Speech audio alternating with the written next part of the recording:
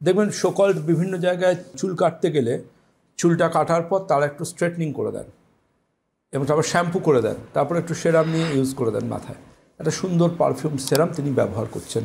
তো এই যে সেরামটা তিনি ব্যবহার করছেন হেয়ারে, তিনি দেখছেন বাহ, আমার আনম্যানেজেবল হেয়ার তো বেশ ম্যানেজেবল হয়ে গেল, ভালো বেশ সেরামটা। কিন্তু ভেবে দেখুন এই সেরামের মধ্যে মেন ইনগ্রিডিয়েন্টস সিলিকন কিনা। যদি সিলিকন থাকে দ্যাট ইজ কার্সিনোজেনিক, অবশ্যই। এবং নট অনলি দ্যাট, সিলিকন কিন্তু আপনার স্ক্যাল্পে অ্যালার্জি সৃষ্টি করে ড্যান্ড্রফকে বারবার ফিরিয়ে আনবে এবং বারবার করে আপনার হেয়ার ফল হতে থাকবে।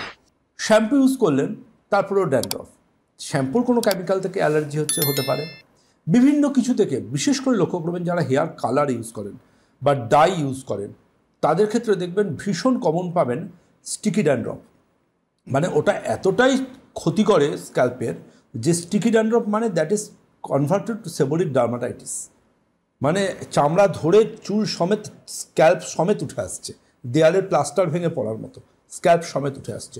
ভীষণ কিন্তু এই জায়গাগুলো সাবধান হতে হবে, বুঝতে হবে যে এটা আমার শ্যুট করছে না, এটা আমার স্কিনের জন্য নয়, শুধু এটা আমার জন্য ঠিক নয়। এবার আপনি যদি মনে করেন না এটা কত সুন্দর রং, ও হোক না, একটু হচ্ছে হোক না, ওর মতো থাকুক, আমি আমার মতো থাকি, তাহলে কিন্তু জানবেন অবশ্যই আপনার মাথা ফাঁকা হতে থাকবে। শুধু তাই নয়, আপনি কিন্তু একটু বড়সড় অন্য সমস্যাতেও পড়তে পারেন।